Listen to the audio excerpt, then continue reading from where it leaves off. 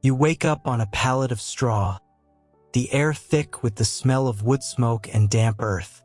There is no alarm clock here, only the distant tolling of a church bell and the restless shifting of livestock nearby. As you step outside, the morning fog clings to your skin, heavy with the stench of open sewers and rotting refuse. You have stepped back 1,000 years into a world where every breath is a gamble. Your modern clothes feel thin against the biting chill, and your stomach churns at the thought of a breakfast consisting of stale ale and grit. Do you think your 21st century wits can save you? Before the sun reaches its peak, you will realize that a simple scratch is a death sentence. Welcome to the Middle Ages. You will not survive the day. Close your eyes for a moment and picture the world of the Middle Ages as you have been taught to see it. You likely see a landscape of vibrant colors and noble ideals. Perhaps you imagine a knight in polished silver armor riding a powerful stallion across a field of wildflowers, his lady watching from the high stone balcony of a majestic castle. You hear the faint sound of a lute playing a melodic tune and the cheers of a crowd at a grand tournament. This is the medieval world of cinema and literature, a place of chivalry, romance, and grand adventure. It is a beautiful, sanitized dream. Now open your eyes and take a breath. The first thing that hits you as you step into the true 14th century is not the beauty, but the air. It is thick, heavy, and visceral. This is not the clean, crisp air of the modern countryside. Instead, it is a suffocating cocktail of wood smoke, rotting organic matter, and the pungent, unmistakable stench of human and animal waste. In your world, a bad smell is a temporary inconvenience. Here, it is an inescapable constant. It clings to your hair, it soaks into your skin, and it coats the back of your throat. There are no underground sewers, no trash collection, and no industrial air filters. Every scrap of refuse and every bucket of night soil is simply tossed into the street or the nearest ditch. This is your first lesson in survival. The romantic illusion of the past is a fragile thing, and it shatters the moment you have to actually breathe the air of the ancestors. As you look down at your feet, you realize you are not standing on a paved road or a manicured lawn. You are standing in a mixture of deep, sucking mud and animal dung. Your modern shoes, designed for flat pavement and carpeted floors, are immediately ruined. The street is a chaotic canal of filth, and as you look around, you see that the people living here have adapted to it in ways that would make your stomach turn. There is no concept of a sterile environment. You see a woman washing a wooden bowl in a puddle that you are fairly certain contains runoff from a nearby pig pen. You see children playing in the same dirt that serves as a graveyard for household scraps. You look at the people passing by, and the second layer of the illusion falls away.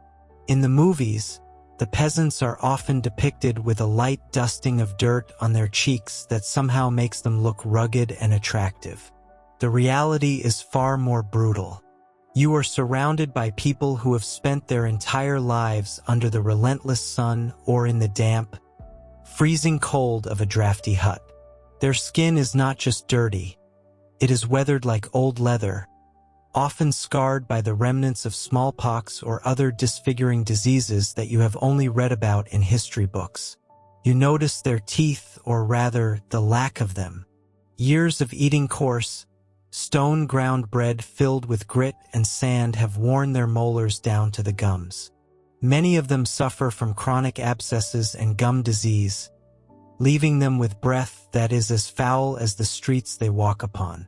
You realize very quickly that you do not fit in. It is not just your clothes, which look impossibly bright and strangely constructed to them, but your very posture and health. You are likely taller than almost everyone here. You look well-fed in a way that is suspicious.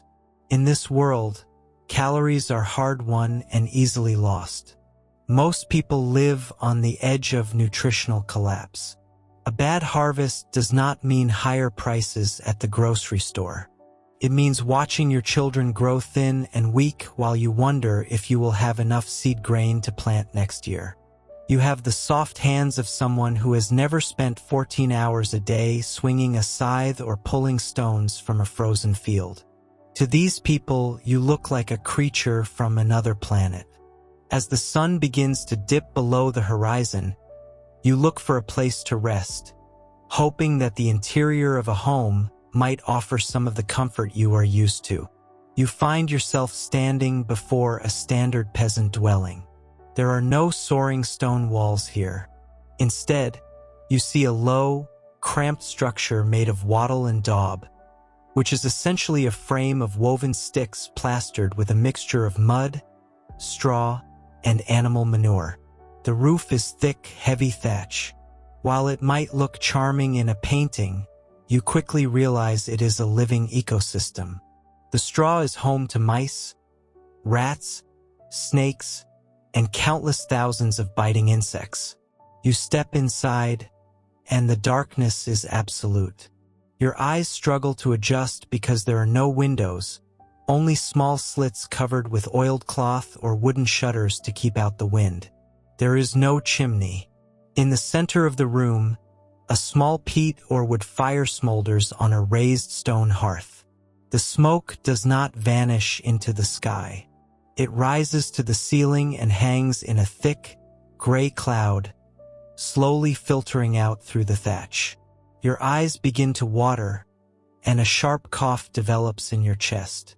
The walls are stained black with soot, and every surface feels greasy to the touch. In this single room, an entire family lives, sleeps, and eats, and they are not alone. As your eyes finally adjust to the gloom, you hear the rustle of straw and the low grunt of a pig. In the winter months, the family keeps their livestock inside with them. The animals provide precious warmth, but they also bring more fleas, more lice, and more stench. There is no such thing as privacy. You will sleep on a thin pallet of straw on the dirt floor, packed tightly between other human bodies and the farm animals. The sounds of snoring, coughing, and the shifting of heavy beasts will be your lullaby. You think of the bed you left behind in the 21st century. You think of the crisp, bleached sheets, the supportive mattress, and the silence of a private bedroom. Here, the very concept of being alone is a luxury reserved for hermits and the dead. Even the air you breathe is shared with dozens of other living things. You realize that your modern sense of self, your need for personal space and individual identity, is a burden here. In the medieval world, you are part of a collective struggle for survival. You are a cog in a very small, very fragile machine. You might wonder if things would be better if you could just make your way to the castle on the hill. Surely the lords and ladies live the life of luxury you have seen in the stories. You begin to walk toward the stone fortress, but as you approach, you realize the castle is not a palace of comfort. It is a machine of war.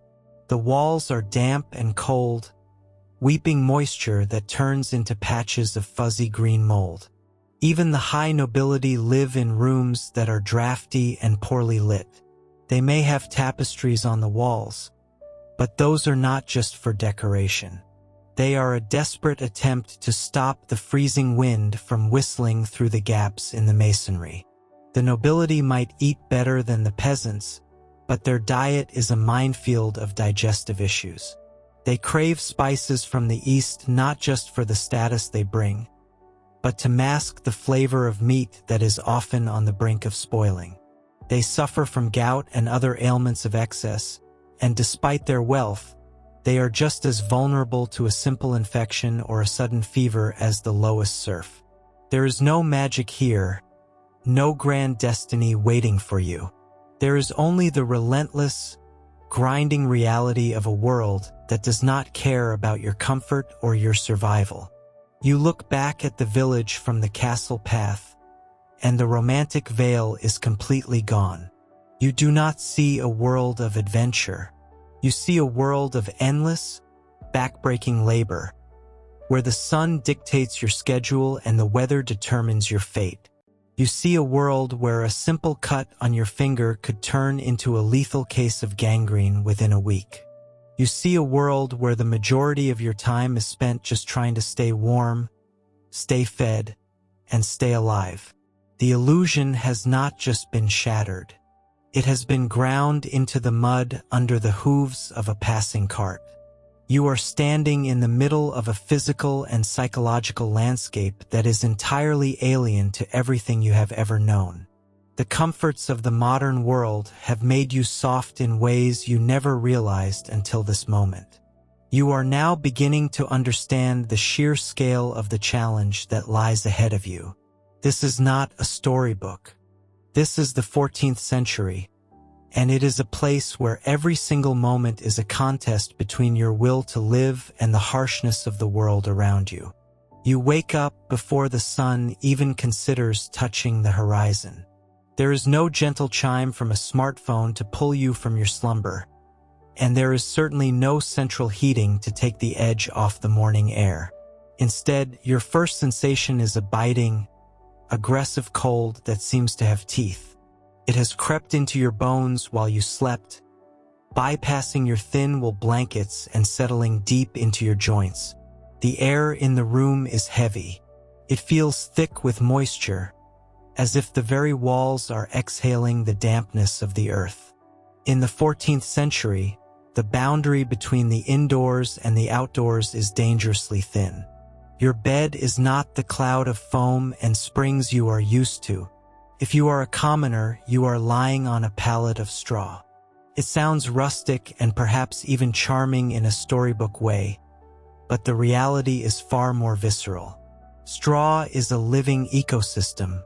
As you shift your weight, you hear the dry crunch of stalks, and you feel the unmistakable itch of the inhabitants you share your bed with.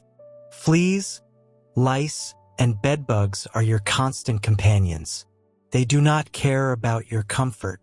To them, you are simply a large, warm source of food. You spend your first few minutes of consciousness scratching at the fresh welts on your ankles and neck, a morning ritual that is as common as breathing. The darkness of the room is absolute. We live in an age where light is a given, where the flip of a switch banishes the night. But for you, sitting up in the gloom of a medieval morning, the darkness is a physical weight. There is no street lamp outside your window, and no standby light on a television. If you want to see your own hands, you have to create light yourself. You reach for a flint and steel, your fingers clumsy with the cold. Takes time. You strike again and again until a spark finally catches on a piece of charred linen. By the flickering, orange glow of a tallow candle, the room begins to take shape. It is not a pleasant sight. Tallow is made from rendered animal fat, usually from sheep or cows. As the wick burns, it gives off a thick, greasy black smoke that smells like a butcher shop that has been left to rot in the sun. This smoke rises to the ceiling, joining the layers of soot from previous mornings. Your eyes sting, and you feel a familiar tickle in your throat. This is the chronic cough of the medieval world. Between the open hearths and the greasy candles, everyone carries a layer of soot in their lungs. You look around your living space. The walls are not finished with drywall or painted in a cheery shade of eggshell. They are made of wattle and daub, a mixture of woven wooden strips covered in a plaster made of mud, straw, and animal dung. It is effective for keeping out the worst of the wind, but it is porous. It breathes and it weeps.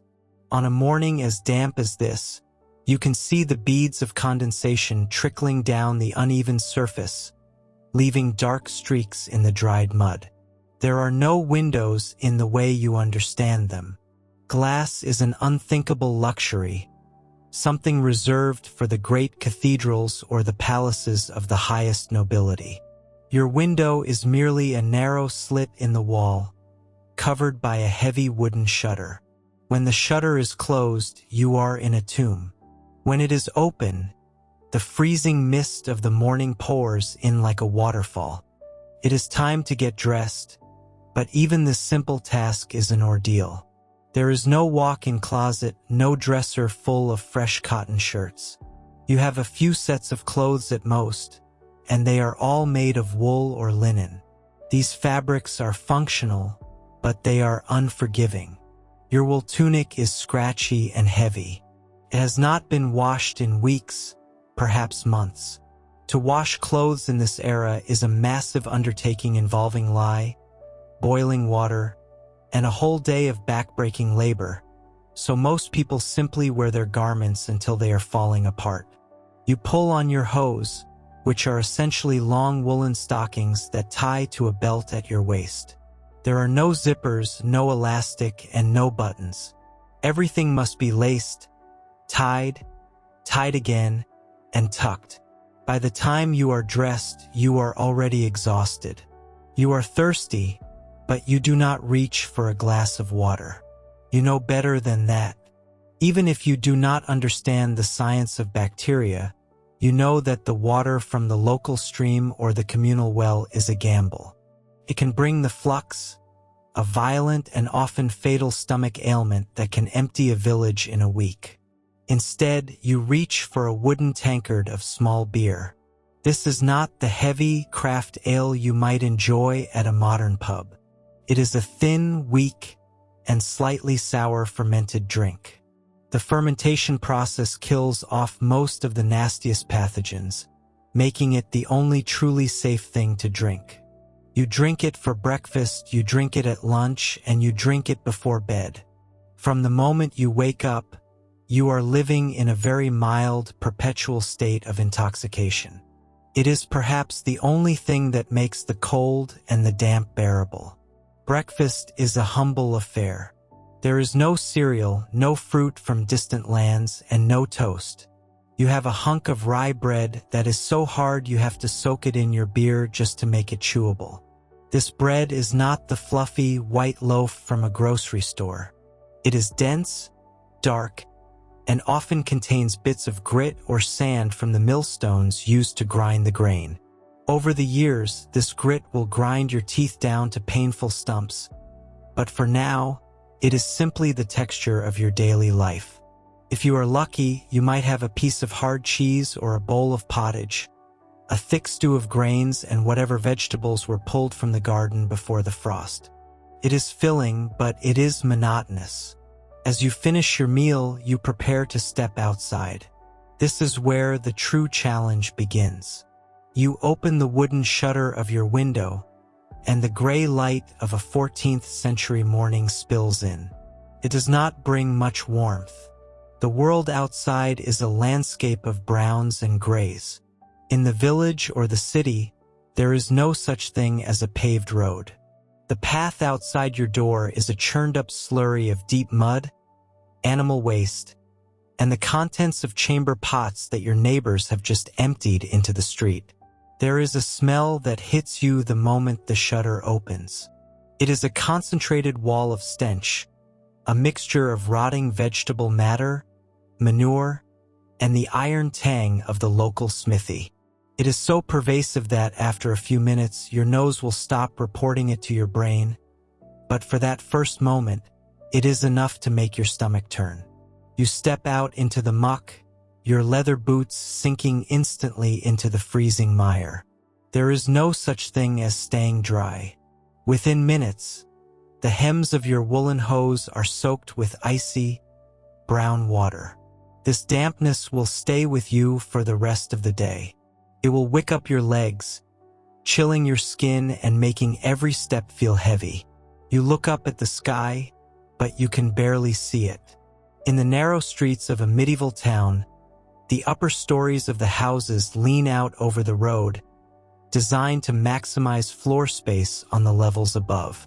They hang over your head like the canopy of a dark forest, blocking out the sun and trapping the damp air in the street below. It is a tunnel of gloom where the mud never truly dries. You realize that your entire life is dictated by the sun and the seasons. There is no working late under the glow of LED lights. When the sun goes down, your world will shrink back to the size of a candle flame. But for now, the gray morning calls. You have hours of manual labor ahead of you, whether it is tilling a field, hauling water, or working at a loom. There is no machinery to assist you, only the strength of your own back and the endurance of your own spirit. Every movement you make is a reminder of the physical toll this world takes. Your joints ache from the damp, your lungs burn from the smoke, and your skin itches from the pests. You are living in a world that is fundamentally hostile to human comfort. It is a place where the simple act of waking up and getting dressed is a victory over the elements. The dawn of the damp and dark is not just a time of day. It is the permanent state of your existence. As you make your way through the sludge of the street, you begin to understand that survival here is not about being the strongest or the smartest. It is about how much discomfort you can endure before you finally break. The day has only just begun, and already you are fighting a battle that your modern self was never trained to win. The sun has climbed to its zenith, and your stomach is beginning to remind you of its existence with a sharp, hollow ache. In your modern life, hunger is a minor inconvenience, easily solved by a quick trip to a refrigerator or a walk to a nearby cafe. But here, in the heart of the 14th century, hunger is a predatory thing. It is a constant companion for everyone you see around you, from the sun-scorched peasant in the field to the lord sitting in his high stone tower. You decide it is time to eat, but as you look around for something familiar, you realize that your very first meal might be your last. You start with the most basic human need. You are thirsty. The walk through the muddy, waste-strewn streets has left your throat dry and coated in a fine layer of dust and soot. You spot a communal well in the center of the village. It is a simple stone structure, and a heavy wooden bucket sits on the rim. You move toward it, thinking only of a cool drink of water. However, as you look down into the dark circle of the well, you notice something. The water is not the crystal-clear liquid you are used to. It has a slight greenish tint, and a film of oily residue dances on the surface. Just 20 paces away, a shallow ditch carries the runoff from a nearby stable, and you can see the dark, damp earth where the waste from a nearby privy has begun to seep toward the water table. If you drink this water, you are inviting a host of microscopic invaders to set up shop in your intestines. In the 20th century, you were taught about cholera, typhoid, and dysentery as things found in history books or distant disaster zones. Here, they are the silent rulers of the dinner table. Your modern immune system, raised on chlorinated water and pasteurized milk, is a hothouse flower. It has no idea how to fight the sheer density of bacteria lurking in that bucket. You hesitate, and a passerby looks at you with a mix of pity and confusion. No one drinks the water if they can help it. Instead, they hand you a wooden tankard filled with something cloudy and pungent. This is small beer. Do not be fooled by the name. It is not the crisp, cold lager you might enjoy on a summer afternoon. This ale is thick, lukewarm, and filled with floating bits of grain and yeast. It is relatively safe, however, because the brewing process involves boiling the water, which accidentally kills many of the pathogens that would otherwise end your life by sundown. But as you take a sip, you realize it tastes like liquid bread that has been left in the sun too long. It is bitter and sour, and it provides as much nutrition as it does hydration. This is your primary source of calories for the day. You will drink several gallons of this over the course of your stay, keeping you in a state of perpetual mild intoxication. It is the only way to survive the thirst without dying of the bloody flux. Now, you turn your attention to the food. You find yourself seated at a long trestle table made of rough-hewn oak. There are no individual plates here. Instead, a large stale loaf of coarse brown bread is sliced into thick, flat rounds. These are trenchers. They serve as your plate, your napkin, and eventually, if you are poor enough, your final course. You watch as a large wooden bowl is placed in the center of the table. This is the pottage, the cornerstone of the medieval diet. As you lean in, the smell hits you. It is a dense, heavy scent of overboiled cabbage, leeks, and dried peas. There might be a bit of salt pork in there, but it has been salted so heavily to prevent rot that it tastes more like a brine-soaked stone than meat. The pottage is a thick, grayish sludge. In many households, this pot never truly goes empty. It sits over the fire day after day, with new ingredients thrown in as the old ones are consumed. This is the perpetual stew. It is a breeding ground for anything that can survive the heat, and as you dip your communal wooden spoon into the mixture, you try not to think about how many other mouths that spoon has visited today. There are no forks here. The fork is a decadent Italian invention that won't see common use in these parts for centuries. You must use your fingers and your knife. You look at your hands. They are covered in the grime of the morning, but there is no sink to wash them in. Perhaps a servant brings around a basin of water for the high-ranking guests, but the water in that basin is likely shared by a dozen people, becoming a murky soup of everyone else's bacteria before it ever reaches you. You wipe your hands on your tunic and dive in. The bread itself is a hazard you never expected. Back home, bread is soft and uniform. Here, the flour has been ground between two massive stones at the local mill. As those stones rub together, tiny fragments of grit and rock break off and mix with the flour. Every bite of bread you take feels like chewing on fine sand. Over years, this grit will literally grind your teeth down to the gums, leaving you with painful abscesses and a mouth full of rot by the time you reach 30. But that is the least of your worries. If the summer has been particularly damp, the rye used to make your bread might be infected with ergot. Ergot is a fungus that grows on grain, and if you consume it, you are in for a nightmare. It contains alkaloids that are chemically related to lysergic acid diethylamide, or LSD. Within hours of eating infected bread, you might begin to suffer from vivid, terrifying hallucinations. You might feel as though your skin is crawling with insects or that your limbs are being consumed by invisible flames. This is what the people of this time call St. Anthony's fire. In many cases, the fungus constricts the blood vessels so severely that gangrene sets in. Your fingers and toes could literally turn black and drop off while you are still alive. You stare at your slice of trencher, wondering if the dark spots in the grain are just husk or the beginning of a descent into madness. If you are lucky enough to be eating at a lord's table, you might be offered meat that is not salt-cured. You see a roasted bird or a joint of venison. It looks appetizing until you realize the logistics of the medieval kitchen. The kitchen is a hot, smoky, chaotic room filled with stray dogs and flies. There is no refrigeration. The meat was slaughtered recently, but in the heat of the hall, it begins to turn quickly. You might notice that the meat is heavily seasoned with cloves, cinnamon, and pepper.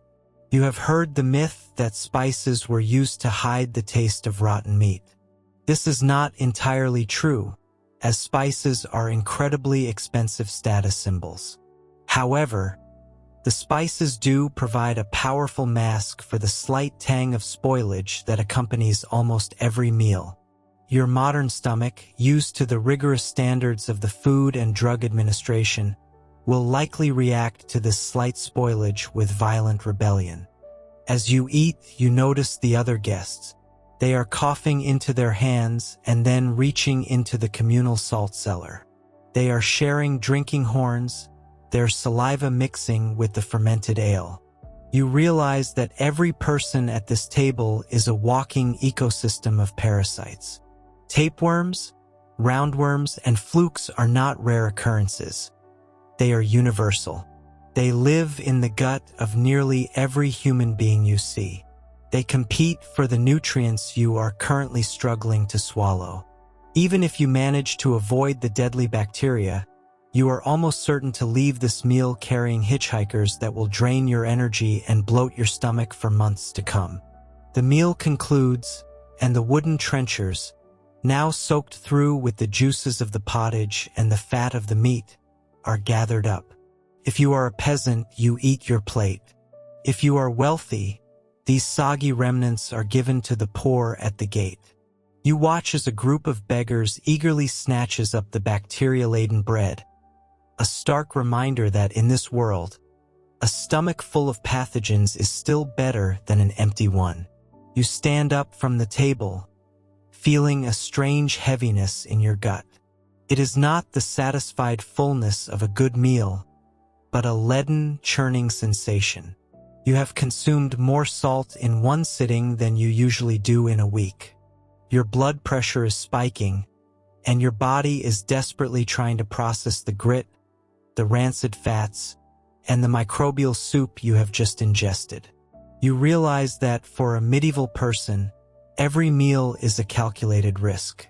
They do not know about germs or viruses, but they know the feeling of the sudden, cramping pain that leads to a week of agony in the straw. You walk away from the table, your head spinning slightly from the strong ale. The day is only half over, and you have already navigated a minefield of biological threats that your ancestors faced every single day. You survived the breakfast and the morning toil, and you have survived the banquet of bacteria. But the environment around you is not finished testing you. The very air you breathe and the ground you walk upon are part of an interconnected web of decay and survival. As you move back out into the light of the afternoon, you realize that the battle for your health is a 24-hour war, and you are currently fighting it without any of the weapons you once took for granted. The intestinal discomfort is just the beginning. The world around you is teeming with life, most of it invisible, and all of it hungry. You have finished your meal, but for the bacteria now residing within you, the feast has just begun. Segment 4. The odor of existence. You step out from the relative safety of the tavern and the heavy oak door creaks shut behind you. Immediately, your senses are not just greeted, they are assaulted. If you thought the interior of the inn was pungent, the open air of a 14th century city is a revelation of a much darker kind. You take a sharp breath and instantly regret it. The air is thick. It is not a transparent gas, but a heavy, invisible fog that seems to cling to your skin and coat the back of your throat. To live in the medieval world is to live in a permanent state of olfactory overload. There is no escaping it. There is no neutral ground. Every single cubic inch of space is occupied by a scent, and almost none of them are pleasant to your modern nose. The first thing you notice is the mud, or at least you assume it is mud. It is a dark, viscous slurry that coats the cobblestones or, more likely, the packed earth of the street. But this is not the clean, earthy smell of a garden after a spring rain. This is a concentrated soup of every waste product imaginable. You see, there are no underground sewers here. There are no porcelain pipes whisking away the evidence of human existence. Instead, there is the kennel. This is a shallow trench running down the center of the street. It is the destination for everything. When a housewife finishes washing a floor, the dirty water goes into the kennel. When a butcher trims the gristle and organs from a carcass, the blood and offal go into the kennel. When the sky opens up and rains, The kennel overflows, spreading this cocktail across the entire width of the road. As you navigate the narrow lane, your boots sink into the muck with a wet, squelching sound. The smell of rotting vegetation and stagnant water is only the base note.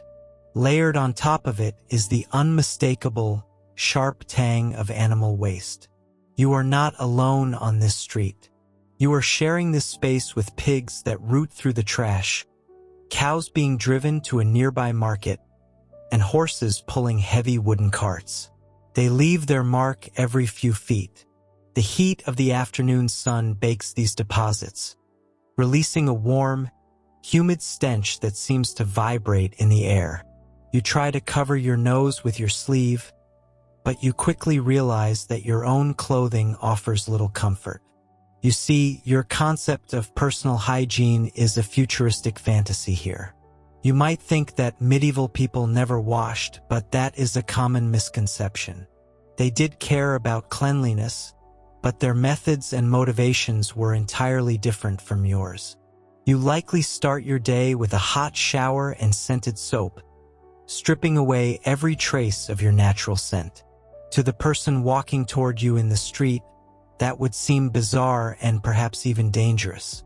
The medical wisdom of the day suggests that opening your pores with hot water is an invitation for the plague and other foul vapors to enter your body. True cleanliness is not about the skin, it is about the linen. The man passing you now is wearing a linen undershirt. It is yellowed and stained with sweat, but to him, that shirt is his primary defense against filth. The belief is that the linen wicks the sweat and oils away from the body. As long as he changes his linen shirt regularly, he considers himself clean, even if his actual skin has not felt a full soak in months. The result is a human odor that is dense and heavy. It is the smell of aged sweat, of salt, and of unwashed hair, all trapped under layers of heavy wool that have never seen a washing machine. When a crowd gathers, the collective scent is overwhelming. It is a meaty, sour aroma that fills every room and every narrow alleyway. You turn a corner and the smell shifts. It becomes sharper, more chemical, and incredibly foul. You have wandered near the tanneries. In the medieval world, the transformation of raw hides into leather is a vital industry, but it is a literal nightmare for the nose. To soften the skins, tanners use a variety of disgusting substances. Huge vats are filled with stale urine and even dog feces. The hides soak in these mixtures for weeks. The stench of ammonia is so powerful it makes your eyes water and your lungs burn. It is a smell that stays with you, a piercing, alkaline rot that seems to soak into your very bones. Near the tanneries, you will also find the dyers, whose vats of fermenting vegetable matter and mordants add a sweet, sickly undertone to the air. You decide to head toward the local church, hoping for some relief. As you push open the heavy doors, the atmosphere changes instantly. For a moment, you find the sanctuary you were looking for. The air here is dominated by beeswax and frankincense. It is a cool, stony scent that feels holy simply because it is not the scent of the street. But even here, the odor of existence finds you. Underneath the incense, there is a faint, persistent smell of damp earth and something sweet and cloying. You realize you are standing over the dead. The wealthy and the pious are buried beneath the floorboards of the church. Over centuries, the stones have become porous. In the height of summer, the smell of slow decay seeps upward, mingling with the prayer and the song. It is a reminder that in this era, death is never far away, not even in your nostrils. The people of this time are not indifferent to these smells. They do not simply walk around unbothered by the stench of rot. They are actually terrified of it. They believe in the theory of miasma. To them, a bad smell is not just an unpleasant experience, it is a literal carrier of disease. They believe that the plague and other fevers are born from the foul air rising from marshes and gutters. When you see a wealthy woman walking through the market, she is likely holding a small, perforated metal ball to her nose. This is a pomander. Inside it is a mixture of ambergris, musk, dried roses, and spices. She breathes through this device as if it were a gas mask, believing that the pleasant scent will create a barrier against the deadly vapors of the city. You see others carrying small bouquets of herbs and flowers, known as nosegays or tussie-mussies. They press these against their faces as they pass a particularly foul pile of refuse. This is not about aesthetics. It is a desperate act of public health. To them, the world is a battleground of scents, where the sweet must constantly fight back the sour to keep death at bay. As the sun begins to set, the olfactory landscape shifts once more. The smell of cooking fires begins to dominate. This sounds pleasant, but remember, there is no seasoned oak or clean burning charcoal for the masses. People burn whatever they can find. This includes damp wood that produces a thick, acrid smoke that stings your throat.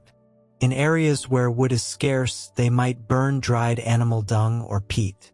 The city becomes shrouded in a low-lying haze of gray smoke that smells of charred earth and old soot. It settles into your clothes and your hair, ensuring that you will carry the scent of the city with you long after you have gone inside. And then there is the matter of the night soil. As darkness falls, the city prepares for its nightly ritual. Every household has a chamber pot or a bucket. There are no flushing mechanisms here. There are only the night soil men. These are the laborers who arrive in the dead of night to empty the cesspits and the communal latrines. You hear the rumble of their wooden carts and the sloshing of their heavy burdens. The smell that rises during this process is a concentrated essence of human habitation that defies description. It is the final, heavy chord in the symphony of the medieval day. You realize now that your modern world is remarkably sterile. You live in a world of bleached surfaces, synthetic lemon scents, and deodorized bodies. In the medieval world, the smell is the truth. It tells you where the leather is made, where the people are buried, and what the poor are eating for dinner. It is a visceral, inescapable reality that connects you to the earth and to your own biology in a way that is both terrifying and profoundly human. You feel dizzy, your head thumping from the constant chemical bombardment. You want to wash, you want to breathe clean air, but there is nowhere to go. Every breath you take is a reminder of the fragility of life and the density of the world around you. You have survived the food, but the very air you breathe is trying to tell you a story you are not sure you want to hear. The odor of existence is not just a smell. It is the weight of history itself, pressing against your face with every gasp for air. You might think you could get used to it, but as the night deepens and the smoke thickens, you realize that for a person of the modern age, this air is not just foul, it is a physical barrier that separates you from the world you once knew. You are standing in the middle of a city of 200,000 people, and every single one of them, from the king in his castle to the beggar in the gutter, is contributing to a collective exhale that you can taste on your tongue. The sun is gone, the fires are low, and the city continues to breathe, a dark, heavy, and stinking organism that never truly sleeps. You wake up before the sun has even considered cresting the horizon. The air inside your small, one-room hut is thick with the smell of damp straw, old smoke, and the heavy, earthy scent of the family cow sleeping just a few feet away from your head. In this world, you do not just live with your animals. You rely on their body heat to keep from freezing during the long, damp nights. As you sit up, your joints ache with a stiffness that has become your constant companion. You are not a citizen. You are not a customer. You are a subject. More specifically, you are a serf, and your entire existence is defined by the dirt beneath your fingernails and the man who lives in the stone house on the hill. If you thought the filth of the medieval city was overwhelming, the rural hierarchy is perhaps even more suffocating. You step outside and feel the mud between your toes. You do not own the boots you wear, or the hut you sleep in, or even the labor of your own two hands. You are tied to this land by a web of oaths and obligations that were spun long before you were born. This is the feudal system, a rigid, uncompromising pyramid of power that dictates every breath you take. At the very base of this pyramid, holding up the weight of the entire world, is you. To understand why you would not last a day here, you have to understand that your modern concept of freedom does not exist. You cannot simply decide to move to the next village for better work. You cannot decide to change your profession. To leave the boundaries of the manor, you would need the express permission of your lord, and why would he give it? To him, you are an asset, as much a part of the landscape as the stream or the oak trees. You are a human tool, and your purpose is to produce. You spend your morning walking to the common fields. This is not a sprawling, open farm like you might imagine today. It is a patchwork of long, narrow strips of land. You own none of them. You work several strips to feed your family, but you also work the Lord's strips, known as the domain. This is the price of your survival. In exchange for a small patch of dirt to grow your cabbages and rye, you owe the Lord your labor, your loyalty, and your life. This is the corvée, a system of forced labor that ensures the Lord's granaries are full while yours remain precariously low. As you swing your heavy, wooden plow, you might look up and see the bailiff watching you. He is the Lord's eyes and ears on the ground. If you slacken your pace, if you try to hide a bit of grain, or if you speak out of turn, he will be the one to report you to the manorial court. There is no sense of privacy here. Your neighbors are not just your friends. They are your competitors for resources and your fellow witnesses in a legal system that values the word of a nobleman 10 times more than the word of a peasant. Consider the taxes. In your world, you pay a percentage of your income to a distant government. In the medieval world, the taxes are intimate and invasive. When you grind your grain, you must use the Lord's mill, and he will take a portion of your flour as a fee. If you want to bake bread, you must use the Lord's oven, and he will take a loaf for the privilege. When your daughter wants to marry a man from the next village, you must pay the merchet, a fine for the loss of her labor to the Lord. Even when you die, the Lord will claim your best animal as a death duty, known as the harriet. It is a cycle of extraction that leaves you with just enough to stay alive and continue working. But what of the sovereign? The king or queen is a figure of mythic proportions to you. You will likely never see them in your entire life. To you, the sovereign is not a politician. They are the earthly representative of God. This is the concept of the divine right of kings. The hierarchy of the world is seen as a great chain of being. God is at the top, followed by the angels, then the king, then the nobles, then the clergy, and finally the commoners. To rebel against the king is not just a political act. It is a sin against the very fabric of the universe. You accept your place because you have been told since birth that this is the order God intended. If you were to break the law, you would find that medieval justice is not about rehabilitation. It is about retribution and public spectacle. There are no prisons where you sit and think about what you have done. Prisons are expensive. It is much cheaper to brand you, whip you, or put you in the shackles. Imagine being led to the center of the village. Your hands and neck are locked into the heavy wooden beams of the pillory. You cannot move. You cannot wipe your face. For the next 12 hours, you are at the mercy of the community. People you have known your whole life walk by and spit on you. They throw rotten vegetables, stones, and filth. The goal is total humiliation. The community must see that the social order has been restored through your suffering.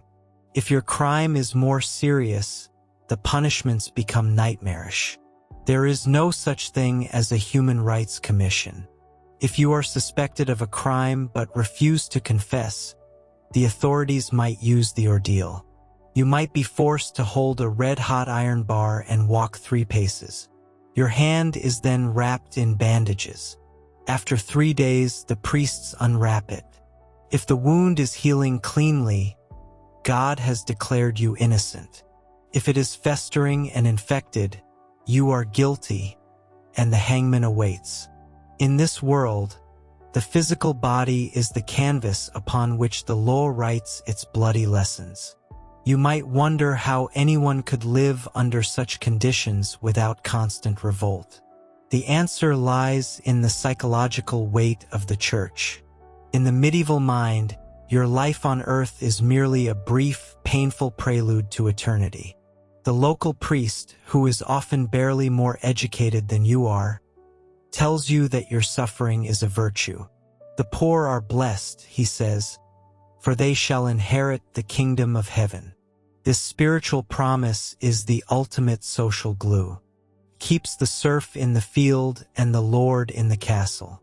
If you endure the shackles now, you will wear a crown of gold in the afterlife. But the shackles are not always literal. They are the mental barriers of a world that does not value the individual. You do not have a career. You have a station. You do not have an identity based on your interests or your personality. You are defined by who you serve. Even the knights and the lower nobility are shackled by oaths of fealty. Everyone owes something to someone higher up the chain. It is a system of mutual, though highly unequal, dependence.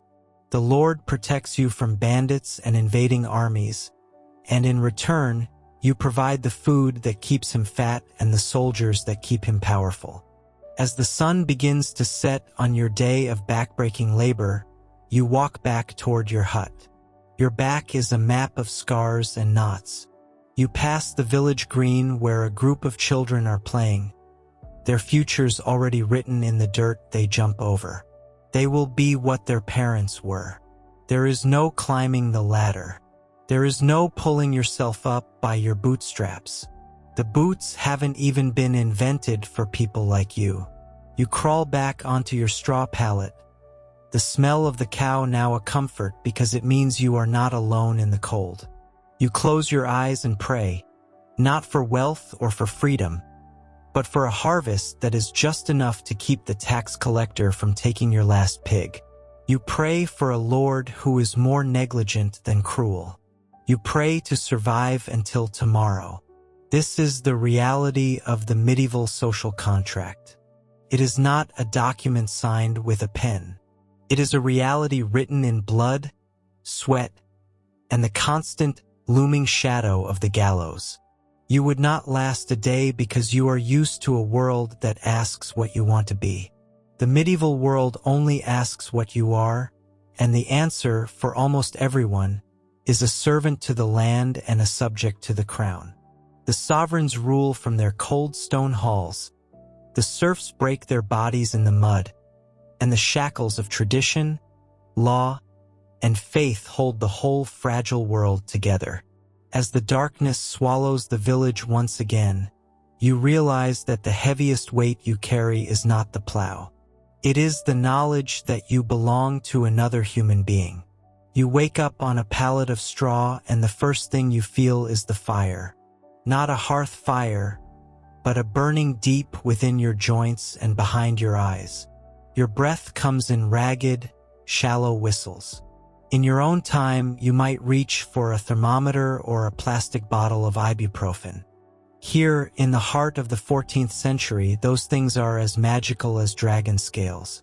You are sick, and in this world, sickness is not just a biological malfunction. It is a battleground for your soul, a test of your constitution, and quite often, a precursor to a very long sleep in the cold earth. You try to sit up, but the world spins. The air in your small timber-framed house is thick with the smell of wood smoke and the damp musk of the rushes on the floor. You call out, and soon someone arrives. It is not a doctor in a white coat. It is the village wise woman. She enters with a bundle of dried herbs tucked into her belt and a face lined by decades of survival. She leans over you, her breath smelling of onions and ale, and presses a calloused hand to your forehead. She does not ask about your symptoms in a way you would recognize. She asks if you have crossed a stream recently, or if you have offended a neighbor, or if you failed to cross yourself when you passed the local shrine. She pulls a small leather pouch from her belt and begins to brew a tea. You watch her through a haze of fever as she tosses in bits of willow bark and something that looks suspiciously like dried animal droppings. She mumbles a prayer to a saint you have never heard of, mixing the sacred with the profane. You drink it because you have no choice. The willow bark might actually help with the pain, as it contains the precursors to aspirin, but the rest is a gamble. If the tea does not work, the next step is far more invasive. As the days pass and your fever refuses to break, the wise woman shakes her head. Your humors are out of balance. This is the core of all medieval medical understanding. To the people of this time, your body is a vessel containing 4 primary liquids: blood, phlegm, yellow bile, and black bile. Health is a delicate equilibrium between these 4 fluids. Since you are flushed and hot, they decide you have an excess of blood. You are too sanguine. The solution is as simple as it is terrifying. It is time to let the excess out. You are moved from your home to the local town, carried in the back of a cart that jolts over every rut in the road. Each bump feels like a hammer blow to your skull. You are taken to a small shop with a striped pole out front. Red for the blood, white for the bandages. You are not at a hospital. You are at the barber surgeon. In this era, the men who cut your hair are the same men who cut your flesh. They have the sharpest knives and the steadiest hands, even if they have no concept of a germ. The barber surgeon greets you with a grim nod. He does not wash his hands. He has just finished shaving a local merchant and simply wipes his blade on a greasy cloth hanging from his belt. He directs you to sit in a heavy wooden chair and hands you a piece of leather. Bite down on this, he says. There is no anesthesia. There is no dulling of the senses beyond a stiff drink of thin ale if you are lucky. You feel the cold press of the metal against the crook of your arm. With a quick, practiced motion, he slices into the vein. You watch, light-headed and horrified, as your life force darkens a pewter bowl held beneath your arm. He watches the flow with the intensity of a scholar, waiting for the right amount to leave your body. He believes he is releasing the heat and the corruption. In reality, he is draining the very thing your body needs to fight the infection. You feel yourself growing colder, the room dimming at the edges. When he is satisfied, he slaps a poultice of moldy bread and cobwebs over the wound and binds it tight with a strip of linen that has been used on a dozen patients before you. If you survive the bloodletting, your journey through the medieval medical landscape only gets more treacherous. Let us say the infection does not live in your blood, but in your bone. You have an abscessed tooth, a pain so white-hot it makes you want to claw your own face off. The barber surgeon reaches for his heavy iron pliers. There is no numbing agent. He simply braces his knee against your chest for leverage and pulls. The sound of the tooth cracking in your jaw is something you will hear in your nightmares for years, provided you live long enough to have them. Perhaps your ailment is more mysterious. Perhaps you suffer from the falling sickness or a persistent pressure in your skull that will not abate. The healer might suggest trepanning. They will take a small, circular saw or a drill and slowly, carefully remove a piece of your skull. They believe this will allow the evil spirits or the built-up pressure to escape. You are awake for this. You hear the rasp of the teeth against bone. You feel the vibration deep in your marrow. If you are incredibly lucky, they do not nick the membrane of your brain. If you are even luckier, the wound does not fester with the rot of 1,000 invisible killers. You begin to realize that the hospital of the Middle Ages is not a place for healing in the way you understand it. Most hospitals are run by the church.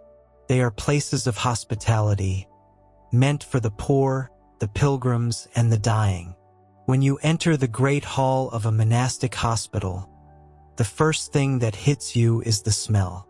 It is a suffocating mix of frankincense, unwashed bodies, and the sweet, cloying scent of gangrene. The monks and nuns who tend to you are more concerned with the state of your soul than the state of your limbs. They believe that illness is often a punishment for sin or a test from God. To heal the body without shriving the soul would be a waste of time. You lie on a thin mattress, often sharing it with another patient whose coughs spray your face with every breath. You are surrounded by the sound of chanting. Day and night, the bells ring for the canonical hours, and the low drone of Latin prayers fills the rafters. You are fed a diet of thin gruel and watered wine. If you are lucky, you are given the comfort of a holy relic. A priest might bring a small, ornate box containing the finger bone of a long-dead martyr and press it to your chest. To you, it is a piece of calcium.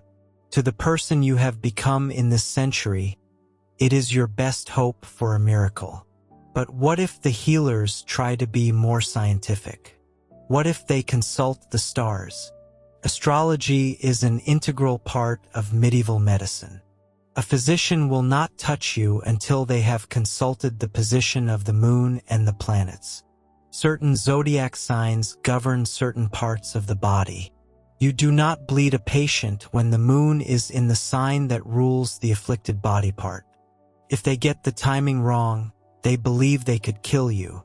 You lie there in agony, waiting for Mars to move out of alignment so the man with the knife can begin his work. The pharmacopoeia of the time is a list of nightmares. You might be prescribed crushed emeralds if you are wealthy enough, or a paste made of boiled vipers.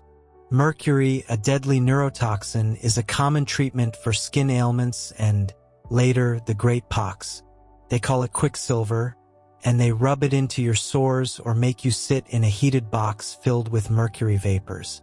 It might kill the bacteria, but it will certainly rot your gums, make your teeth fall out, and send you into a spiral of tremors and madness.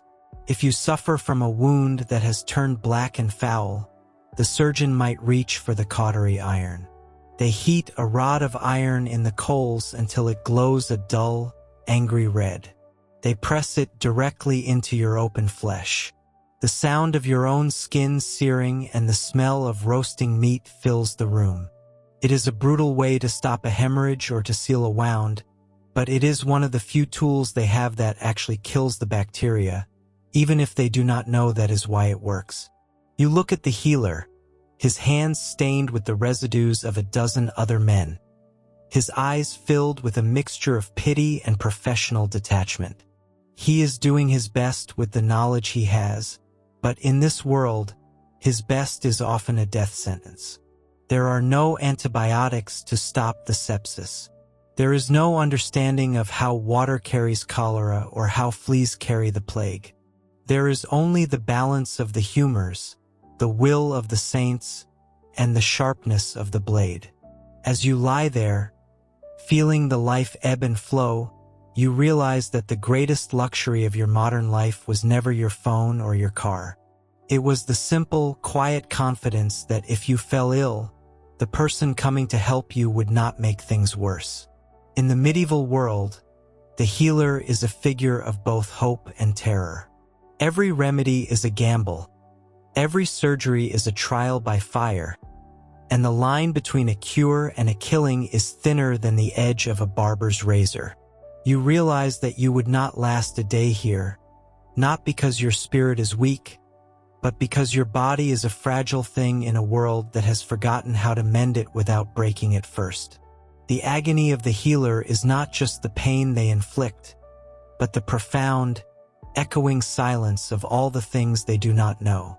The sun begins to set, casting long, distorted shadows across the stone floor of the infirmary. You hear the final prayers of the day being sung in the chapel nearby. The sound is beautiful, but it offers little comfort to your aching bones. You are alone in the dark, caught between a past that uses magic and a future that uses science, suffering in a present that has only the knife and the prayer. You close your eyes, praying not for a miracle, but simply for the strength to survive the next time the man with the striped pole walks through the door. You step out from the cramped, blood-stained quarters of the barber surgeon and into the biting chill of the evening air.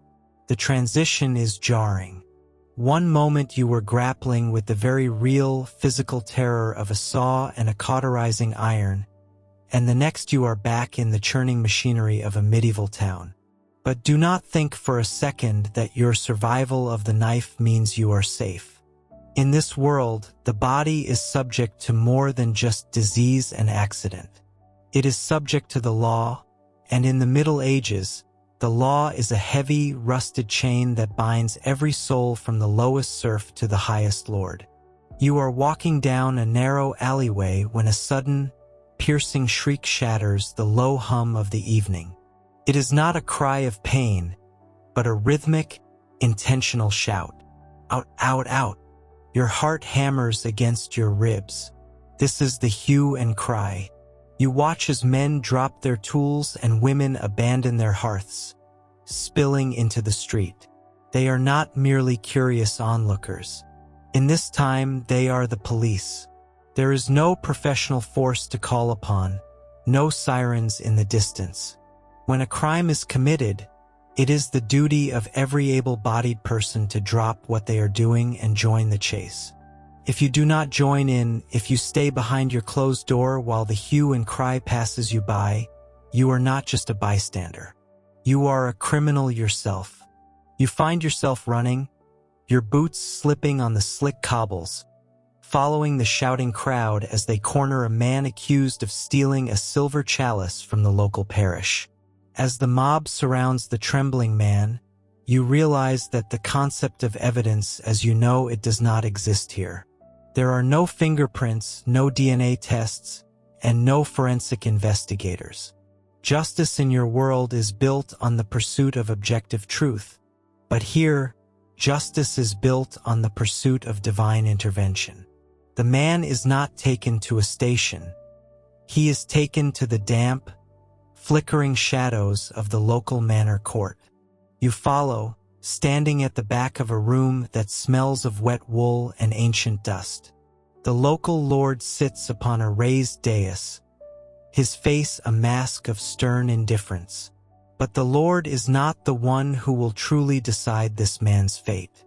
That responsibility is being handed over to God Himself. You watch as the preparations for a trial by ordeal begin. It is a sight that defies every logic you have ever been taught. You see a priest step forward, his voice a low drone as he blesses a vat of bubbling, boiling water. The accused man is told that he must reach his bare arm into that cauldron to retrieve a stone from the bottom. This is the ordeal of hot water. Your stomach turns as you watch the man steel himself. If he is innocent, the community believes that God will shield his flesh from the heat. If he is guilty, the water will scald him to the bone. But the judgment does not happen immediately. After he pulls his arm from the searing liquid, the wound is wrapped in clean linen and sealed with wax. He is led away to a cell to wait for 3 days. You return to the court 3 days later, the tension in the air thick enough to choke you. The bandages are unwrapped in front of the priest and the Lord. This is the moment of truth. If the wound is healing cleanly, without the foul stench of infection or the blackened marks of rot, he is declared innocent. God has performed a miracle to save him. But if the wound is festering, if it is oozing and raw, he is guilty. The infection is not seen as a biological process, but as a physical manifestation of his sin. He is led away to the gallows before the sun sets. You realize with a cold shiver that you are living in a world where your physical survival depends entirely on the whims of bacteria and the strength of your immune system, all of which is interpreted as the voice of the Almighty. If you were the one accused, would your body be strong enough to produce a clean wound? Or would the filth of the medieval street ensure your conviction? This reliance on divine judgment extends to every corner of life. Perhaps you are a man of higher standing, a knight or a wealthy landowner. In that case, you might face the trial by combat. You imagine yourself standing in a muddy field, a heavy sword in your hand, facing an opponent who has accused you of some slight or crime. The logic is the same. God will grant strength to the righteous and cause the sword of the liar to falter. It is a terrifying gamble. No matter how much training you have, a single slip in the mud or a broken lace on your armor could mean your death and the permanent staining of your family name. In the medieval mind, might does not make right, but right will inevitably manifest as might. As you navigate the days ahead, you learn that the laws governing your behavior are as rigid as the iron bars of a cage. You cannot simply wear what you please. You see a woman being fined and publicly shamed because the fur lining of her cloak is of a quality reserved for those of higher birth. These are the sumptuary laws. They are designed to ensure that you can tell a person's social rank from 100 paces. In your time, fashion is a choice. Here, it is a legal requirement. If you, a commoner, were to drape yourself in purple silk or wear shoes with excessively long, pointed toes, you would be flouting the very order of the universe. And then there are the forest laws. You look toward the dark, inviting green of the woods on the horizon, and think of hunting a rabbit for your empty belly. Do not even consider it. The forest is not a public space. It is the king's private larder. To kill a deer in those woods is a crime more serious than many forms of manslaughter. If you are caught, you will not just face a fine. You could lose your hands, your eyes, or your life. The king's deer are more precious than the king's subjects. You walk past the village green and see a man locked in the stocks, his neck and wrists gripped by heavy timber. His face is swollen, his eyes shut tight against the barrage of rotten vegetables and filth being hurled by the passing crowd. He has been there for hours, a target for every person with a grudge or a bit of boredom. This is public shaming, a core pillar of medieval justice. The goal is not just to punish the body, but to destroy the reputation. In a small, interconnected community, losing your reputation is a death sentence of its own. Who will trade with you? Who will marry your children? Who will stand by you when the hue and cry is raised? The deeper you go into this world, the more you realize that the law is not a shield for the weak, but a tool for the powerful to maintain the status quo. You hear whispers of the benefit of clergy. If you can read a specific verse from the Bible, usually Psalm 51, you can claim you are a member of the clergy and be tried in a church court instead of a secular one. The church courts do not use the death penalty. For the literate, this is a literal neck verse that can save them from the noose. But you look at the peasants around you, their hands calloused and their eyes weary, and you know that for them, there is no such escape. They cannot read. They are bound to the soil and the iron laws of the land. As night falls, you pass the local jail. It is not a place of rehabilitation. It is a holding pen, a stone cellar where the air is thick with the smell of unwashed bodies and despair. There is no food provided by the state. If your family does not bring you bread, you starve. If you cannot pay the jailer for a pallet of straw, you sleep on the cold, damp stone. Many prisoners die of jail fever before they ever see a judge. The law here does not care about your comfort or your rights. It cares about order, and order is maintained through fear. You stand in the shadow of the gallows at the edge of town, the wooden structure looming like a skeletal giant against the darkening sky. You realize that in medieval times, there is no middle ground.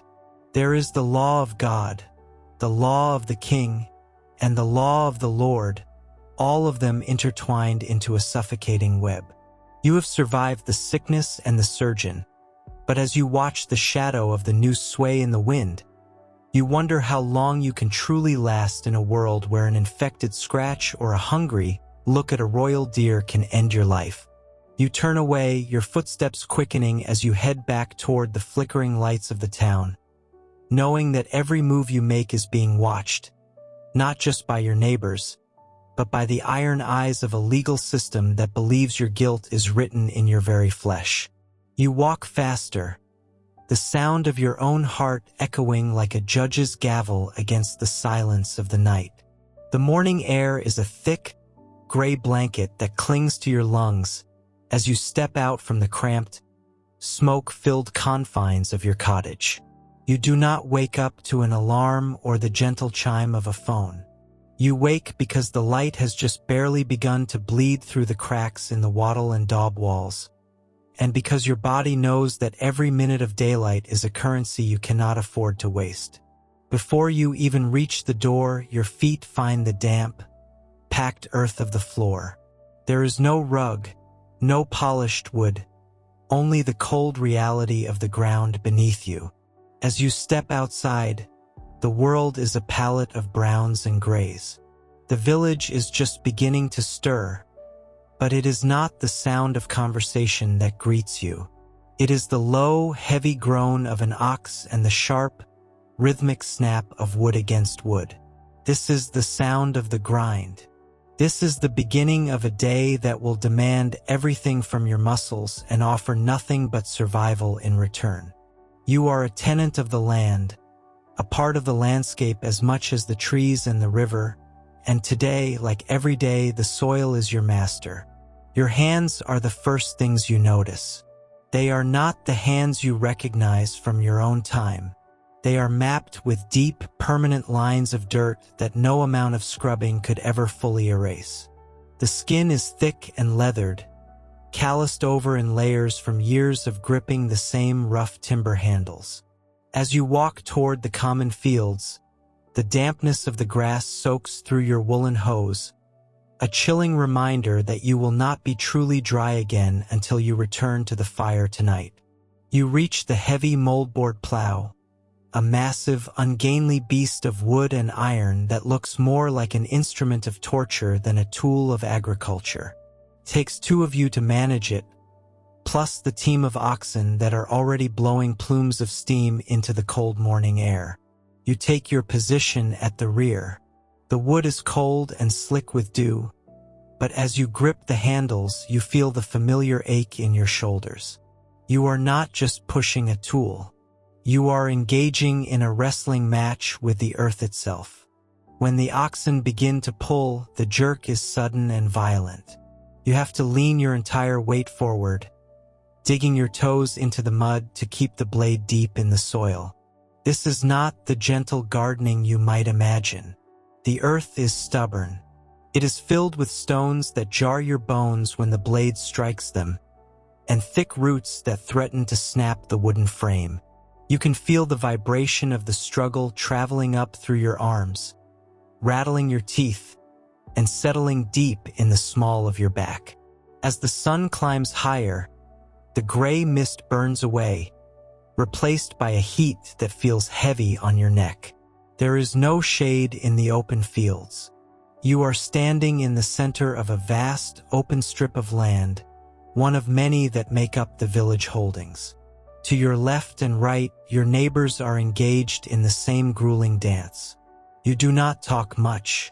Save your breath for the work. The only sounds are the rhythmic heavy breathing of the beasts and the wet, tearing sound of the soil being turned over, exposing the dark, rich underbelly of the world. The smell is overwhelming. It is the scent of wet clay, rotting vegetation, and the pungent, overwhelming musk of the oxen. Their sweat mingles with yours, creating a thick, salty atmosphere that seems to coat your skin. You are covered in it. Dust from the drier patches of earth kicks up and sticks to your damp face, turning into a mask of mud. You wipe your brow with a sleeve that is already stiff with the grime of a dozen previous days. But it does little to help. By midday, your body has entered a state of dull, throbbing protest. Your fingers are cramped into the shape of the plow handles, and your knees feel as though they have been filled with ground glass. But you cannot stop. You are working the Lord's land today.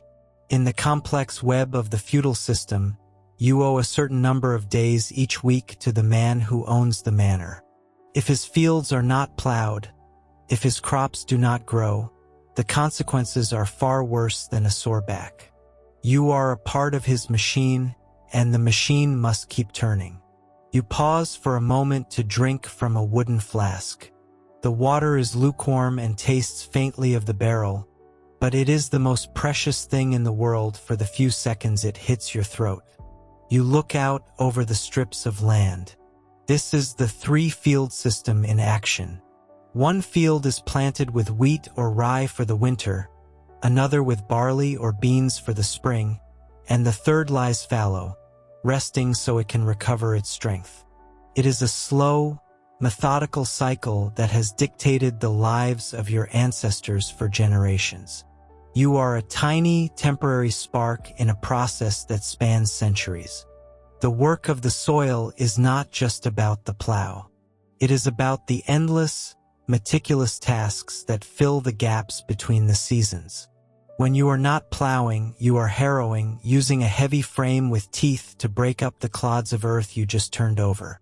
You are sowing seeds by hand, swinging your arm in a wide, practiced arc to ensure the grain falls evenly, knowing that every seed that misses the mark is a piece of bread stolen from your children's mouths.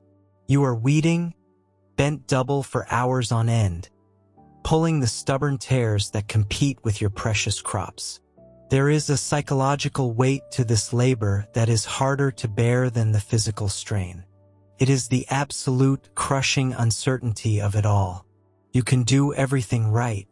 You can break your body in the fields, you can select the best seeds, and you can pray until your voice is gone. But a single week of heavy rain at the wrong time can rot the roots in the ground. A late frost can kill the young shoots in a single night. A summer drought can turn this rich mud into a hard, cracked desert that yields nothing but dust. You are at the mercy of forces so much larger than yourself, and the margin between survival and starvation is as thin as a blade of grass.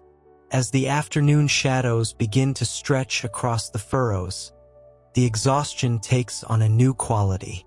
It is no longer a sharp pain, but a heavy, liquid weight that makes every step feel like you are walking through deep water. Your mind begins to drift. You think about the pottage waiting for you back at the cottage, a thick, gray stew of grains and perhaps a few leeks if you are lucky. It is not much, but it is the fuel that will allow you to do this all again tomorrow. You look at the oxen. Their heads are low, their flanks heaving. They are your partners in this grind, and in many ways your lives are not so different.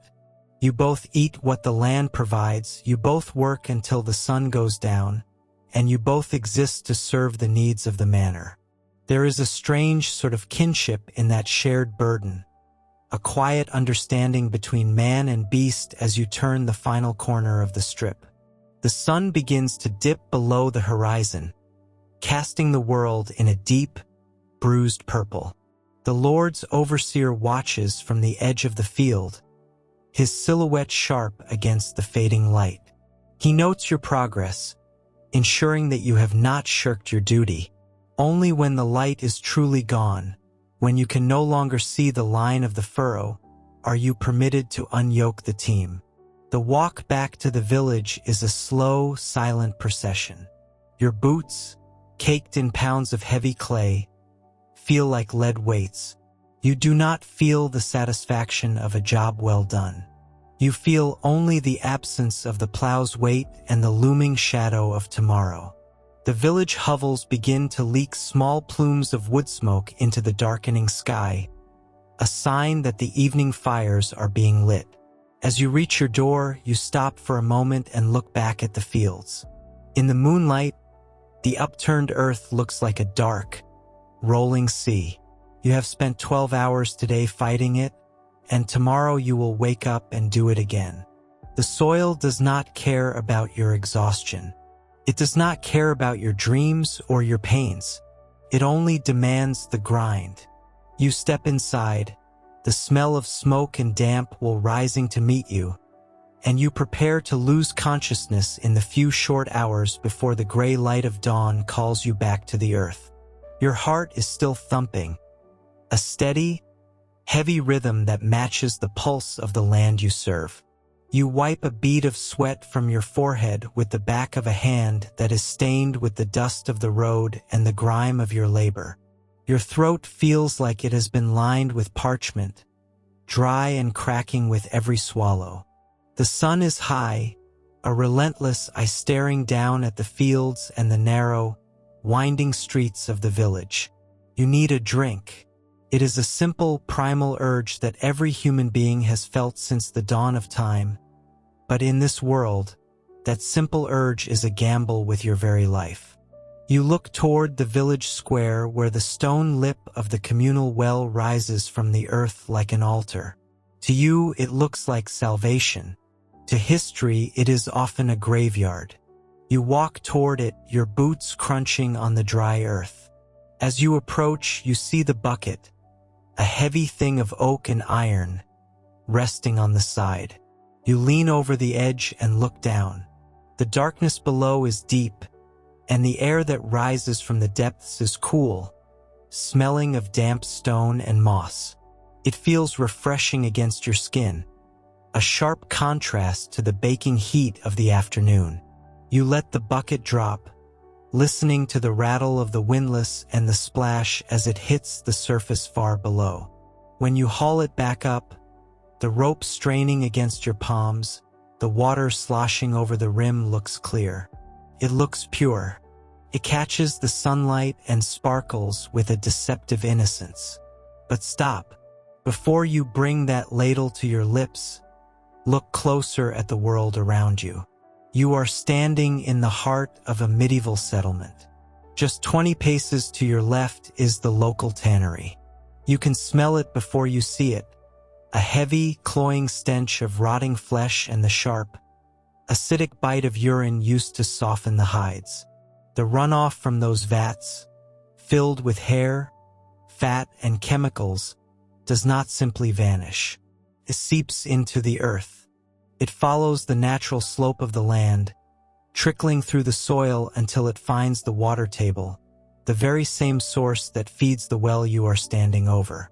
To your right, there is a small cluster of cottages. Behind each one is a shallow pit, a cesspool where the waste of families has accumulated for months, perhaps years. There are no sewers here. There are no pipes to carry away the evidence of human existence. When the rains come, these pits overflow, turning the narrow alleys into rivers of filth. That filth, too, finds its way down. It filters through the dirt, but the earth is not a perfect sieve. It carries with it the microscopic legacies of everyone who has lived and died in this village. You think perhaps you should head to the river instead. You imagine a rushing stream, cold and mountain-fed. You walk to the edge of the town where the river flows, but the sight that greets you is not a pastoral painting. The river is the highway of the medieval world, and like any highway, it is littered with the debris of progress. You see a butcher at the water's edge, calmly tossing the entrails of a slaughtered pig into the current. A few yards downstream, a woman is scrubbing a pile of laundry, the gray, soapy water swirling back into the main flow. Further down still, you see a group of flax workers soaking their crops to break down the fibers, a process that releases a pungent, rotting odor that hangs thick in the damp air. This is the water you are meant to drink. In your time, you are used to the sharp, clean scent of chlorine or the neutral nothingness of filtered bottled water. Here, water has a flavor. It tastes of the minerals of the earth, the rot of the woods, and the waste of the city. It is often cloudy, a swirling soup of sediment and organic matter. Even if it looks clear, it is a silent assassin. Inside that single ladle of water, there is a hidden world of predators. You do not know about bacteria yet. The word germ means nothing to you. You believe in miasmas and the balance of humors. You think perhaps the bad smell of the air is what makes people sick, but the real killer is already sliding down your throat. If you drink from the wrong source, the consequences will begin within hours. It starts as a dull ache in your abdomen, a cramping sensation that feels like a knot being tied in your intestines. Soon, the knot tightens. Your body realizes it has been invaded, and it attempts to purge the intruder with a violent, agonizing urgency. This is the bloody flux, what your descendants will call dysentery. It is a brutal way to go. You will lose more fluid than you can possibly replace. Your skin will lose its elasticity, your eyes will sink into your skull, and your strength will vanish until you can no longer lift your head from the straw pallet. You might wonder why everyone around you is not dead if the water is so treacherous. The truth is that people in the Middle Ages were not stupid. They noticed that those who drank only from certain wells or who lived in certain areas fell ill more often. This is why the brewing of ale is not just a social pastime, but a necessity for survival. When you see a peasant or a nobleman clutching a tankard of small beer, they aren't necessarily trying to get drunk in the middle of a workday. They are self-medicating with the only safe liquid available. The process of brewing involves boiling the water. The heat kills the invisible monsters that haunt the wells. The addition of grains and fermentation creates a beverage that is relatively sterile compared to the liquid in the bucket. Small beer, which has a very low alcohol content, is given even to children. It provides calories, it provides hydration, and most importantly, it does not kill you by nightfall. But even ale is not a perfect shield. The water used to wash the vats might be contaminated. The grain might be moldy. And for the very poor, even the cheapest ale might be a luxury they cannot afford every day. They are forced back to the well, back to the river, and back to the gamble. Imagine the thirst of a traveler on a long road. You have been walking for miles under a summer sun. Your water skin, made of goat hide that gives the liquid a funky, animal taste, is empty. You come across a spring bubbling up from the roots of an ancient oak tree. It looks like a miracle. You kneel and cup your hands, bringing the cold water to your face. Feels incredible. But upstream, just out of sight around the bend, a deer has died and fallen into the water. Its carcass is bloated and decaying, leaking toxins into the very stream you are praising as a gift from the heavens. You drink your fill, feeling refreshed, unaware that you have just signed your own death warrant. This is the hidden terror of the medieval landscape. Death does not always come with the roar of a battlefield or the visible sores of the plague. Sometimes, it comes in a cool, refreshing sip of water on a hot afternoon. It is an invisible enemy that no sword can strike down and no shield can block. You are living in a world where the most basic requirement for life is also one of its greatest threats. As you stand there by the well, the heavy wooden ladle in your hand, you feel the weight of this reality. You look at the villagers passing by. Some look hardy and weathered, their bodies accustomed to the local microbes, having survived the gauntlet of childhood where so many of their siblings perished from the very water they now drink. They have a hard-won immunity, a biological armor built on the bodies of those who didn't make it. But you, a stranger to this time and this place, have no such protection. Your modern, pampered immune system would be overwhelmed by the sheer variety of parasites and bacteria lurking in that bucket. You think of the grand feasts you have heard about, where wine flows like a river. Wine is safer, yes, because of its acidity and alcohol, but it is expensive. It is for the lords and the clergy. Even then, it is often watered down to make it last longer. And where does that water come from? The same wells, the same rivers, the same contaminated earth.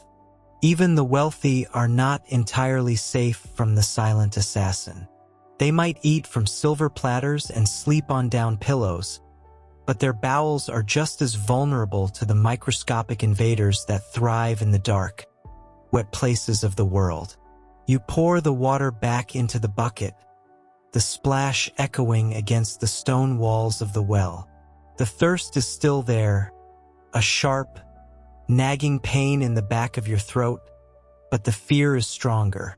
You begin to understand that survival in this era is not just about avoiding the big, obvious dangers. It is about navigating a minefield of the mundane. It is about knowing that every meal, every breath, and every drink is a choice between life and death. The water, so clear and so tempting, is a reminder that in the Middle Ages, nature is not a resource to be tamed, but a wild and often hostile force that demands a heavy price for every drop of its bounty. You turn away from the well, your mouth still dry, your heart heavy with the realization of how fragile your existence truly is. You will wait until you find a tavern, until you can smell the malt and the yeast of a brewing vat, until you can find a drink that has been passed through the fire. For now, the thirst will be your companion, a constant, nagging reminder that you are a stranger in a world that is trying to kill you in ways you cannot even see. You walk on, the dust of the road rising to meet you, looking for safety in a land where the very springs of life are tainted with the shadows of the grave. You are learning the hardest lesson of all. In this time, even the simplest comforts are a luxury that you can only afford if you are willing to pay with your life. You are sitting by a small, flickering fire, perhaps trying to soothe the blisters on your feet or nursing a bowl of thin, watery pottage, when the air itself seems to shatter. It is not a melodic sound. It is a low, vibrating groan that starts in the distance and echoes through the valley until you can feel it in your very teeth. It is the sound of the war horn. In your modern life, a siren might mean an ambulance or a test of the emergency broadcast system, something that happens to other people. But here, in the heart of the 14th century, that sound is a physical weight. It is the sound of your life being signed away to a cause you likely do not understand and for a king you have never seen. You look around and see the faces of the men you have come to know. The local blacksmith, the tanner, the boy who helps with the harvest. Their faces do not hold the look of cinematic heroes. There is no grim determination or noble resolve. Instead, there is a hollow, wide-eyed terror. They know what you are about to find out, that the romanticized version of medieval warfare is a lie. There is no chivalry for the likes of you. You are not a knight. You are a levyman, a piece of living scenery in a much larger and deadlier game. Your transition from civilian to soldier is brutal and immediate. There is no boot camp. There are no months of training to build your core strength or teach you the intricacies of a sword. Instead, a sergeant with a face like scarred leather shoves a spear into your hands. The shaft is rough, poorly sanded, and the iron tip is dull with oxidation. This is now your most prized possession and your only hope for survival. Next comes your armor. You might have imagined a shining suit of plates, but the reality is much heavier and far more disgusting. You are handed a gambeson. This is a thick, padded tunic made of dozens of layers of linen or wool. It is stiff, cumbersome, and it reeks. It smells of old sweat, dried blood, and the mildew of 100 damp baggage wagons. When you pull it over your head, the heat is instantaneous.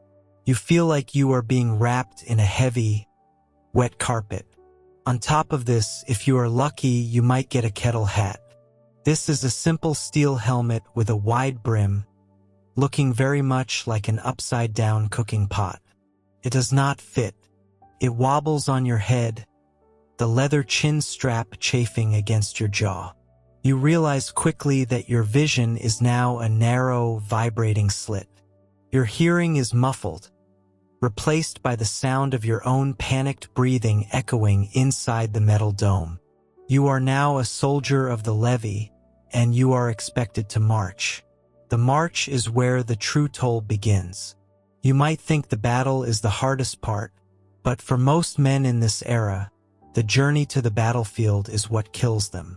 You are part of a column that stretches for miles. Thousands of men, horses, oxen, and wagons churning the dirt roads into a thick, sucking moraine of mud. If you fall behind, you are left behind. There are no medics coming for you. You carry everything you own on your back. Your blanket, your bowl, your extra rags, and your weapon. The weight of the gambeson begins to feel like lead.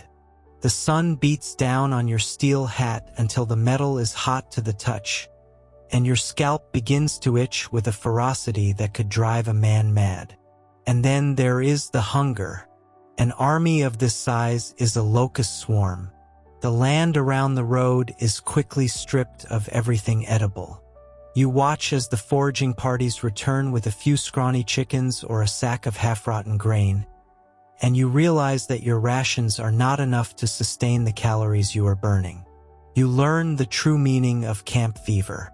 Dysentery and typhus are more effective killers than any English longbow or French lance. You see men who were strong 2 days ago now shivering in the back of a wagon, their eyes sunken, their bodies wasting away because they drank from the wrong stream or ate meat that had turned gray in the heat. You realize that the greatest enemy is not the man in the different colored surcoat, but the very water you drink. As the days turn into weeks, the psychological weight begins to mount. You are living in a constant state of hypervigilance. At night, you lie on the hard ground, your body aching in places you did not know could hurt. You listen to the sounds of the camp, the low murmur of thousands of men, the restless stamping of horses, and the occasional scream of a man lost to a nightmare. You are trapped in a machine of war that does not care if you live or die.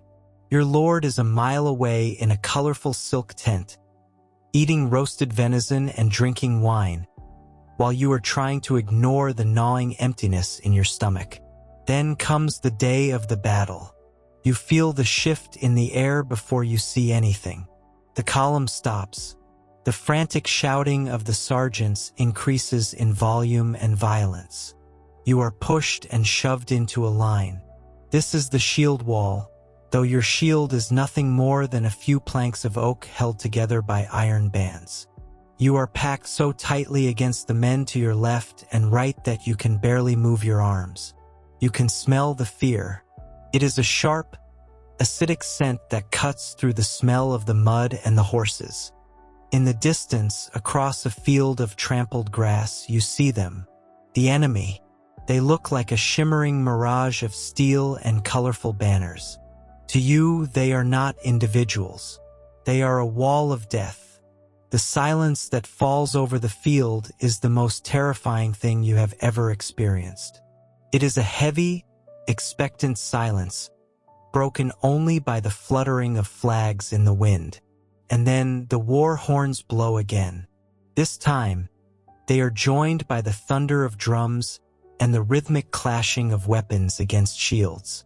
The first thing you experience is the arrows. You have heard stories of the longbowmen, but nothing prepares you for the sound. It is like 1,000 angry hornets descending from the sky. You tuck your chin into your chest, hiding behind your shield. As the sky turns dark, you hear the wet thud of arrows hitting the earth, the sharp crack as they splinter against wood, and then the first screams. The man next to you suddenly collapses, an arrow protruding from his shoulder. There is no time to help him. The line must hold. If the line breaks, you all die. Then the ground begins to shake. At first, you think it is your own heart hammering in your chest, but it grows louder and deeper. It is the cavalry. Thousands of pounds of horse and armored man are hurtling toward you at full gallop. From your position in the ranks, they look like monsters from a nightmare. The sheer physical presence of a charging horse is overwhelming. Your instinct is to run, to turn and flee into the woods, but the sergeants are behind you with their own weapons drawn, ready to kill any coward who breaks the formation. The impact is a physical shockwave. The sound is not like the movies. It is not a clean clashing of swords. It is the sound of breaking wood, the sickening crunch of bone, and the high-pitched screams of wounded animals. You are pushed backward by the sheer force of the collision. You are no longer an individual. You are a cell in a struggling, bleeding organism. You thrust your spear forward blindly into the mass of horse flesh and steel. You cannot see who you are hitting. The visor of your helmet has shifted, and you are breathing in the hot, metallic scent of blood and the suffocating dust kicked up by the struggle. This is not a duel of skill. It is a frantic, desperate scuffle for space. You are slipping on the grass, which has been turned into a red slurry. You see a face in front of you, a man just as terrified as you are, wearing a tunic of a different color. You swing your weapon because if you do not, he will swing his. There is no grace here. It is a messy, clumsy affair of stabbing and shoving. You feel a blunt impact against your side that knocks the wind from your lungs. Your gambeson saves you from the edge of the blade, but the force of the blow feels like being hit by a sledgehammer. You realize that your ribs are cracked, and every breath is now a jagged spike of pain. Hours seem to pass in a blur of gray and red. Your arms are so heavy you can barely lift your spear. Your throat is parched, coated in a thick layer of grit. And then, as suddenly as it began, the pressure eases. The enemy is withdrawing, or perhaps your side is. You do not know. All you know is that you are still standing. You look around the field, and the sight is enough to break your spirit. The beautiful green meadow is gone, replaced by a landscape of mud and bodies. Men are crawling through the dirt, crying out for water or for their mothers. The crows are already circling. You have survived the day, but as you limp back toward the camp, clutching your side and dragging your spear, you realize the hardest truth of all. Tomorrow the horn will blow again. You are trapped in a cycle of violence that has no end in sight. You are a peasant in a world of kings, and your life is the currency they spend to buy glory you will never share. You realize that you would not last a day in this time, not because you lack courage, but because the world itself is designed to grind you down until there is nothing left but the sound of the horn echoing in the dark. You stand on the docks of a bustling port city in the late autumn of 1347. The air is thick with the smell of salt, rotting fish, and wood smoke. You watch as a dozen galleys from the Black Sea limp into the harbor of Messina, Sicily. The oars move sluggishly, as if the rowers are exhausted beyond measure. When the ships finally drift against the wooden piers, a strange silence falls over the crowd. There are no shouts from the deck, no joyful reunions. When the townspeople finally climb aboard to investigate, they find a scene from a nightmare. Most of the sailors are dead, their bodies piled in the hold like cordwood. Those who are still alive are barely breathing, their skin covered in mysterious black swellings the size of an egg or an apple. They are coughing up blood, their eyes wide with a terror you cannot yet comprehend. You step back, pulling your cloak tight around you, but it is already too late. The shadow has arrived. You are now witnessing the opening act of the greatest catastrophe in human history. To understand why you would not last a day in this environment, you have to look past the history books and feel the cold, damp reality of a world that is about to disappear. Within days, the sickness spreads from the docks into the winding, narrow streets of the city. You see it first in the rats. They are everywhere in the medieval world, scuttling through the thatch of the roofs and the rushes on the floor. But now they are dying in the open, twitching in the gutters. You do not know that the fleas on those rats are the carriers of a bacterium called Yersinia pestis. You do not know about microbes or infection. All you know is that a neighbor who was healthy at breakfast is dead by dinner. Imagine waking up in your cramped, drafty room. You feel a sudden, sharp chill. You reach up to touch your neck and find a hard, painful lump in your groin or under your arm. This is a bubo, the namesake of the bubonic plague. It is hot to the touch and throbs with every heartbeat. As the hours pass, the pain becomes an all-consuming fire. Your skin begins to darken in patches as your internal organs begin to fail and blood leaks under the surface of your skin. This is the Black Death, and it is a visceral, agonizing way to die. You seek help, but there is none to be found. In your modern life, you are used to the idea of a safety net. You expect doctors to arrive, hospitals to open their doors, and the government to provide some form of order. In 1348, that safety net vanishes in an instant. You walk through the streets and see the doors of houses marked with red crosses. You hear the screams of the dying from behind shuttered windows, and you realize that no one is coming. The doctors who do remain are as terrified as you are. They wear long leather robes and masks with bird-like beaks filled with dried flowers and spices, believing that the plague is carried by bad air or miasma.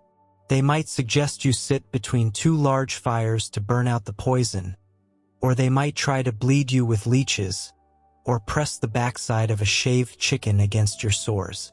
None of it works. In fact, their treatments often make it worse. You are trapped in a world where the best scientific minds have absolutely no idea what is happening to you. The psychological weight would likely break you before the physical symptoms even took hold. You see families tearing themselves apart. You watch as a mother leaves her sick child on the street and flees in a desperate, futile attempt to save herself.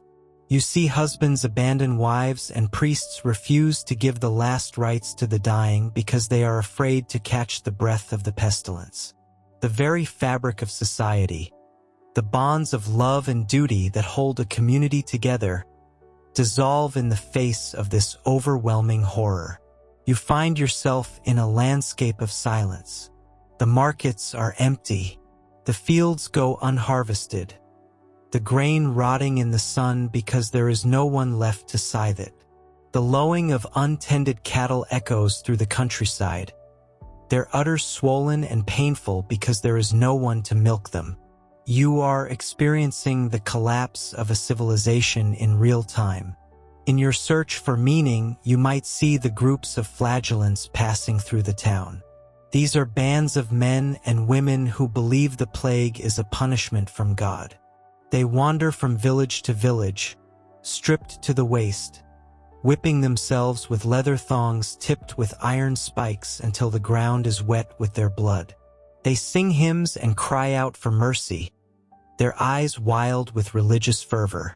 Their presence adds a layer of Gothic horror to the atmosphere.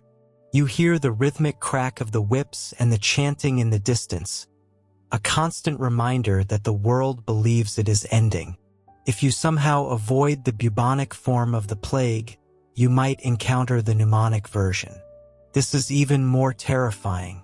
It is airborne. All it takes is one person coughing near you in a crowded church or a tavern.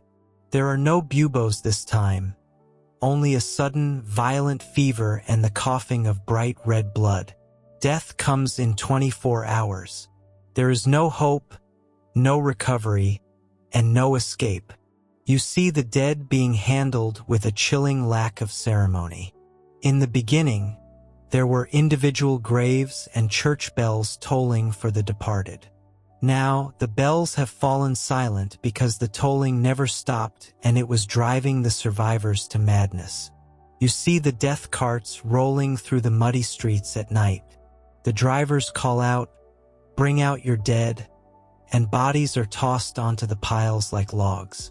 Huge pits are dug outside the city walls, where the corpses are layered with thin coatings of lime. You realize that if you die here, you will be forgotten in a nameless trench, your identity erased by the sheer volume of the fallen. As a modern person, you are used to the idea of control. You control your environment, your health, and your future. In the shadow of the Black Death, you have zero control. You cannot wash the germs away because you do not know they exist. You cannot hide in the countryside because the plague is already there, waiting in the small villages and the lonely farmsteads.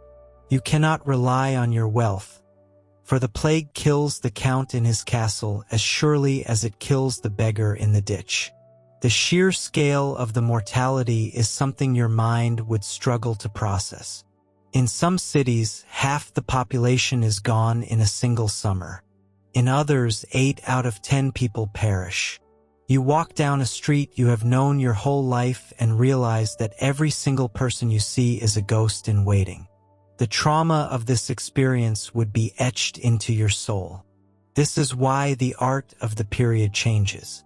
You would see the danse macabre painted on the walls of churches, images of skeletons leading kings, bishops, and peasants in a grim dance toward the grave. The medieval mind becomes obsessed with the fleeting nature of life and the ever-present reality of death. You might try to find a scapegoat, as many did. In your fear and desperation, you might join the mobs looking for someone to blame. This led to some of the darkest chapters of the era, as marginalized groups and travelers were accused of poisoning wells or spreading the disease through witchcraft. The hysteria is a contagion of its own, turning neighbors into murderers and making the world even more dangerous than the virus itself. You realize that your modern sensibilities are a liability here.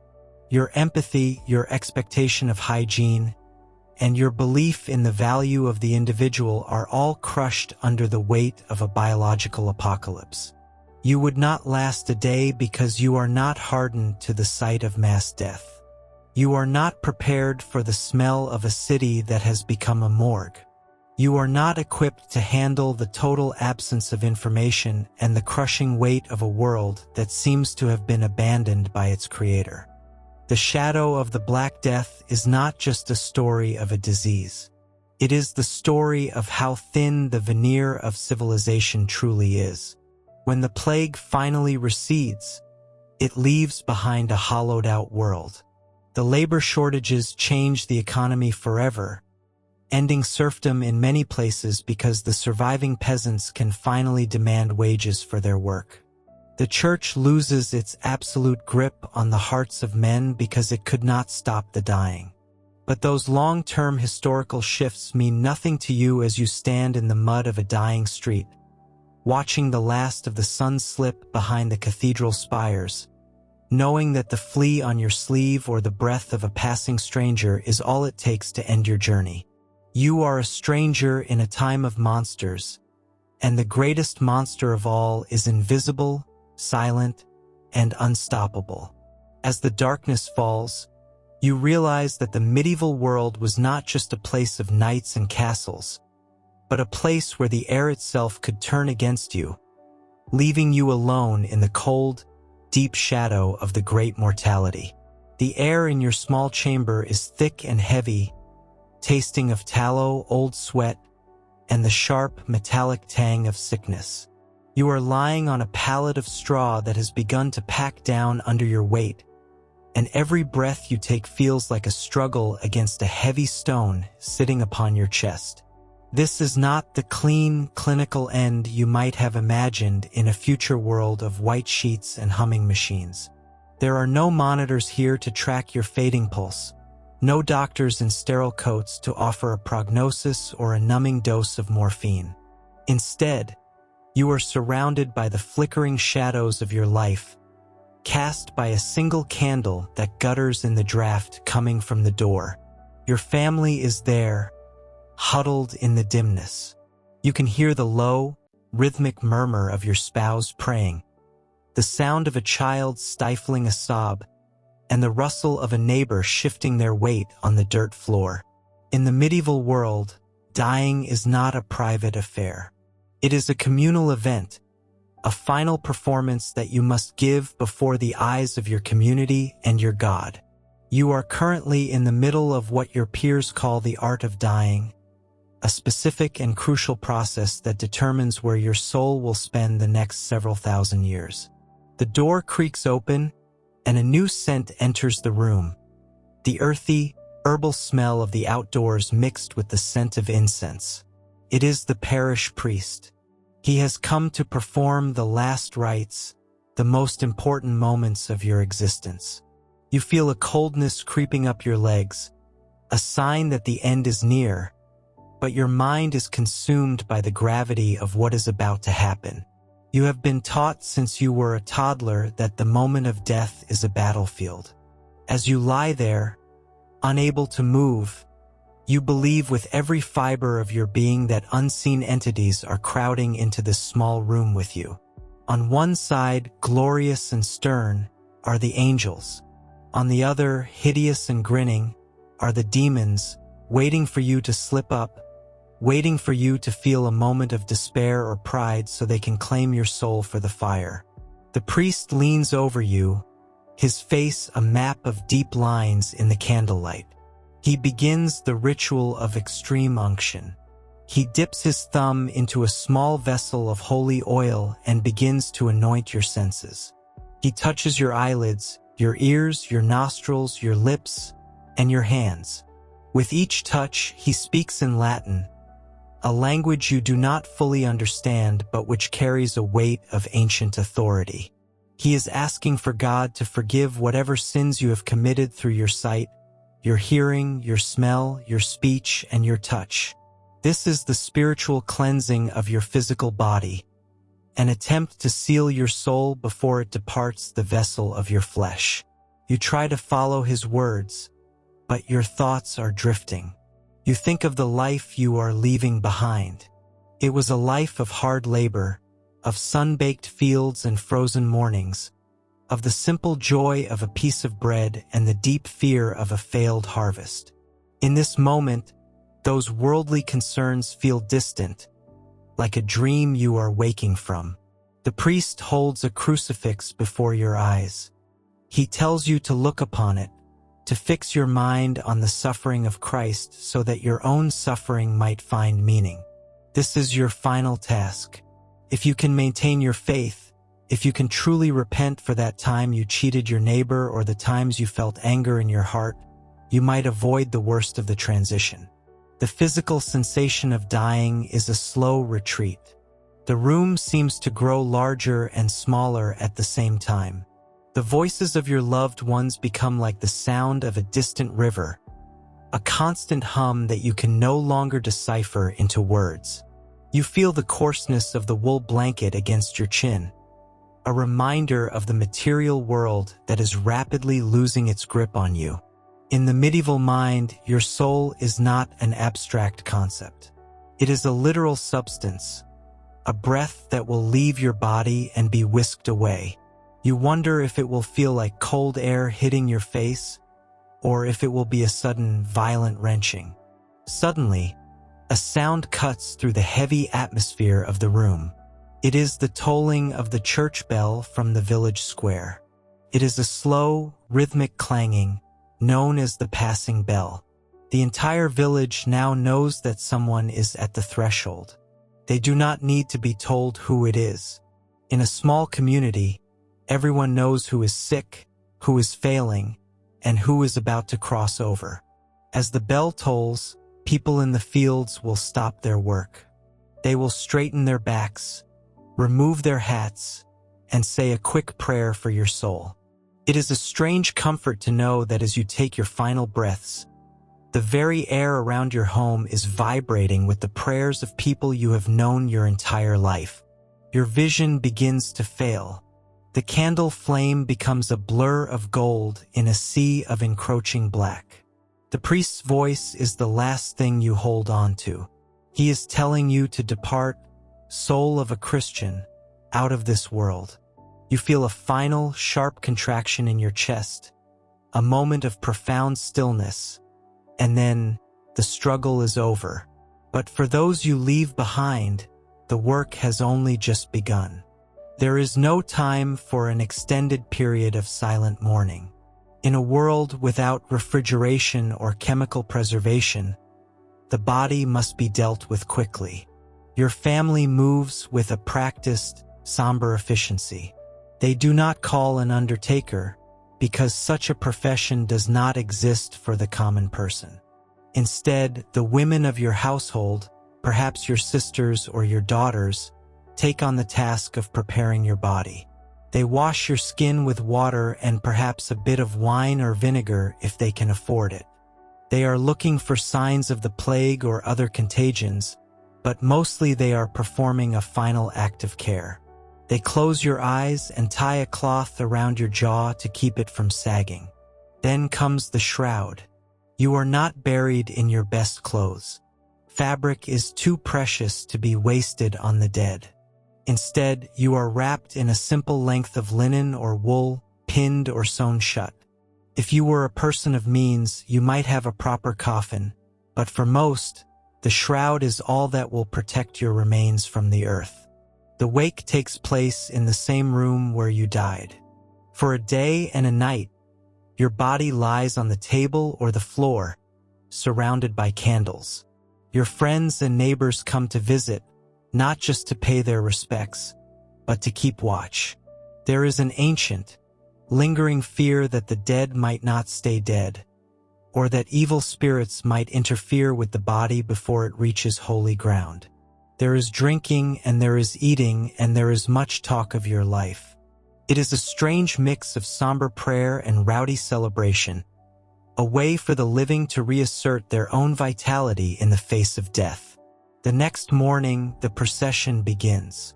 Your body is placed on a simple wooden bier and carried on the shoulders of your friends toward the church. The path is muddy, and the wind bites at the mourners, but the procession moves at a steady pace.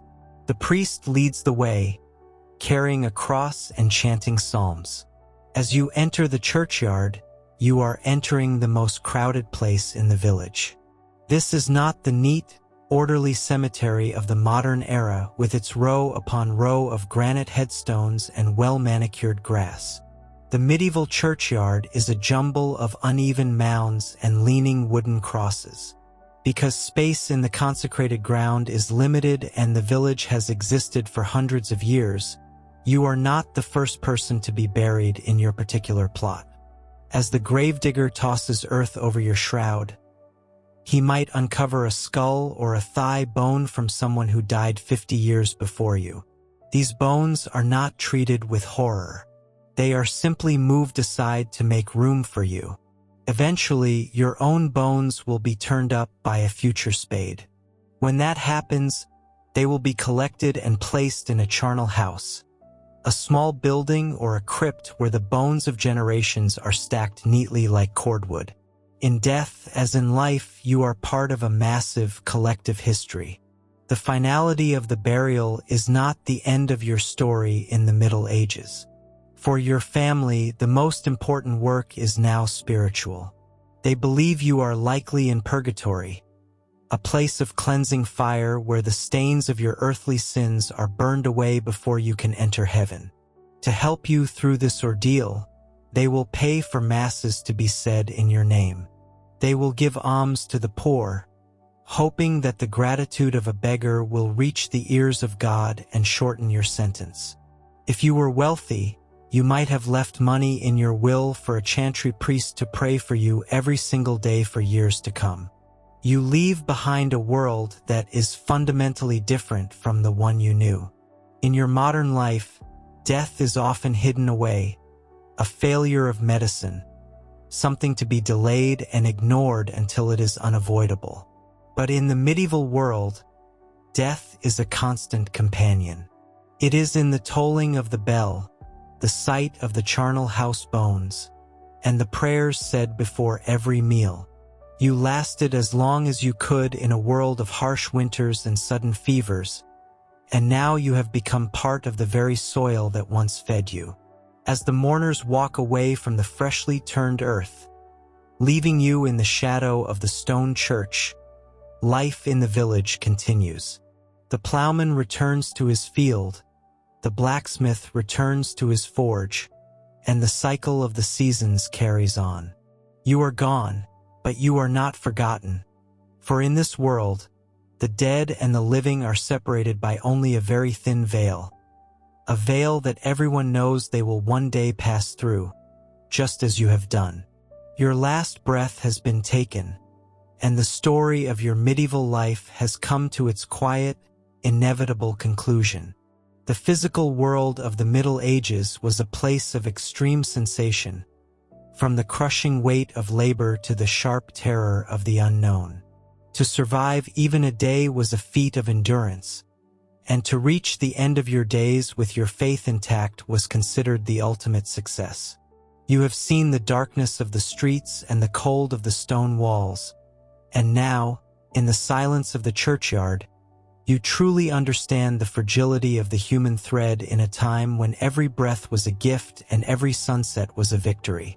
You did not last, but in your passing, you have touched the reality of an age that was as beautiful as it was brutal. A world where the end was never truly the end, but merely a change in the wind. The bells have ceased their tolling, and the village settles into the quiet of the evening. The fire in your old hearth will be relit, the straw of your pallet will be changed, and the memory of your voice will slowly fade into the tapestry of the past. You are a part of the history now, a ghost in the long memory of the land, a reminder of a time when the last breath was the most important moment of all. Moving through the cycles of birth and death, the medieval world remains a testament to the strength of the spirit even when the body fails, and as you rest in the deep earth, you are finally at peace with the world that tested you at every turn.